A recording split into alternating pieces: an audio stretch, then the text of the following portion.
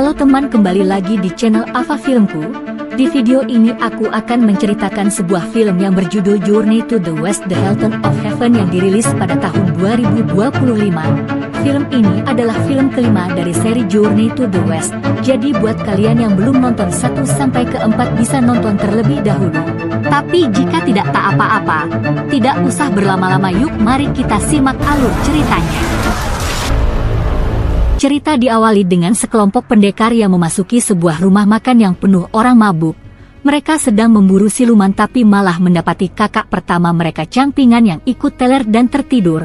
Saat siluman yang mereka cari muncul, pertarungan pun terjadi.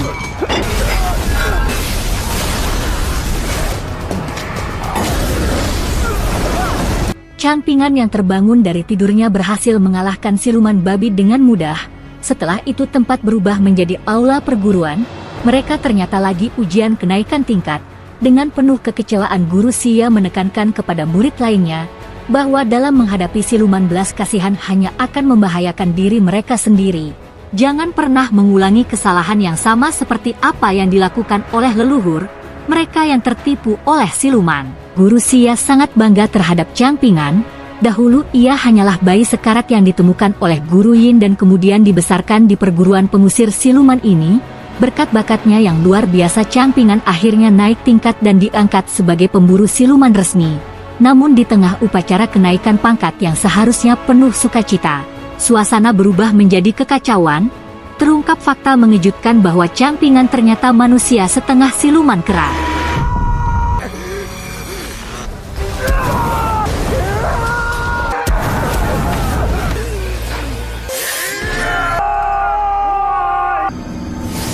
Cangpingan yang berhasil melarikan diri, kemudian pemimpin perguruan langsung memberi perintah kepada seluruh pemburu iblis di penjuru negeri untuk memburu Cangpingan. Di dalam pelariannya ia bersembunyi di sebuah gubuk tua. Di sana ia melihat adik seperguruannya tengah terluka parah melawan siluman kuat. Ia yang tak tega keluar dari persembunyian untuk menolongnya.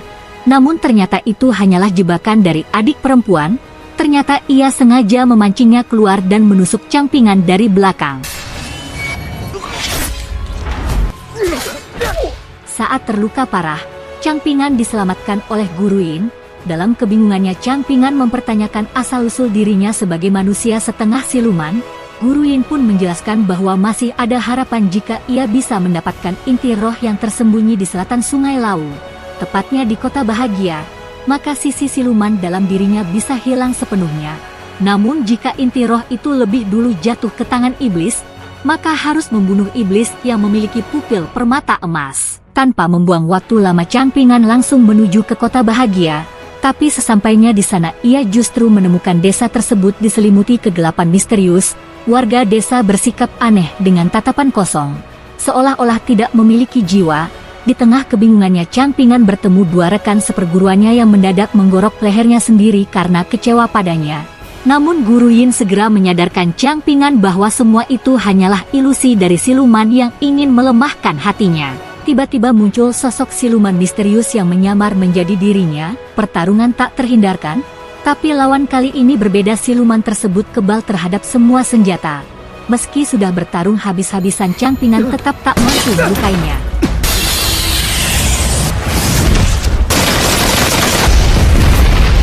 Ia akhirnya dibuat tak sadarkan diri dan dibawa ke rumahnya siluman itu. Sementara di perguruan pemburu siluman, Guru Xia merasa kecewa kepada petinggi perguruan.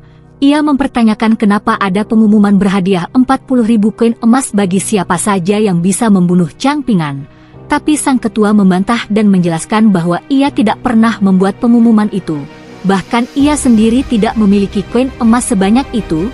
Guru Xia juga menjelaskan bahwa Tuan Kuisah sudah keluar dari pertapaannya demi hadiah tersebut. Tuan Kuisah dikenal sebagai pendekar pedang luar biasa. Ia menjelma menjadi iblis yang menyebabkan dirinya memiliki 2 kepribadian, yaitu 1 jiwa iblis yang terobsesi dengan uang dan 1 lagi sebagai pendekar sejati yang sangat kuat.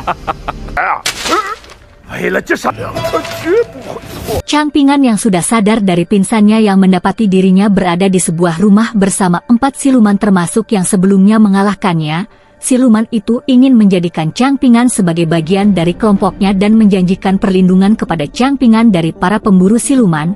Namun Chang Pingan menolak dan berhasil kabur. Dalam pelariannya, ia justru dihadang oleh Tuan Kuisah. Pertarungan hampir dimulai tiba-tiba siluman perempuan tadi datang menyelamatkannya. Di sini terungkap bahwa siluman tersebut bernama Su Hangyan. Ia memiliki tubuh kebal senjata dan kemampuan penyembuhan. Ia melempar kembali Chang Pingan ke tempat semula untuk melindunginya. Melihat kekuatan si Hangyan yang luar biasa, Tuan Kuisah akhirnya kewalahan dan memilih untuk mundur.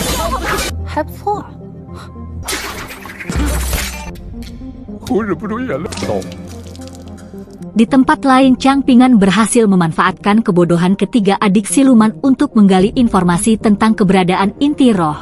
Setelah tahu lokasinya, ia langsung bergegas menuju lokasi inti roh tersebut. Xiao Hangyan tak tinggal diam, ia langsung menyusulnya dan membantu mendapatkan inti tersebut.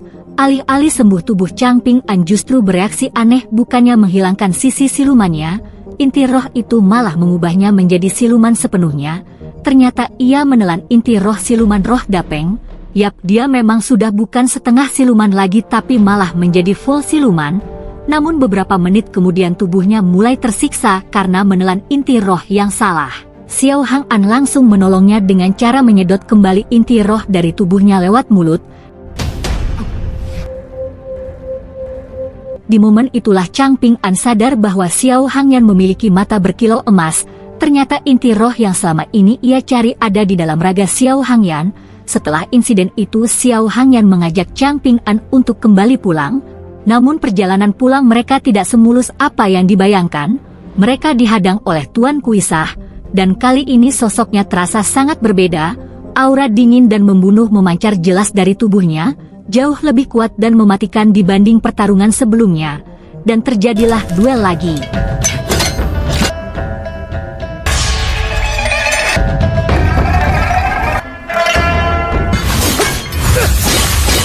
Dalam waktu singkat ia berhasil melukai Xiao Hangyan.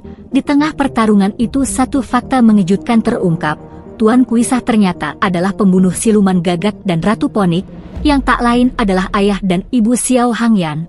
Karena terpojok dan terluka mereka memutuskan untuk kabur. Menghadapi Tuan Kuisah saat itu jelas bukan pilihan yang masuk akal.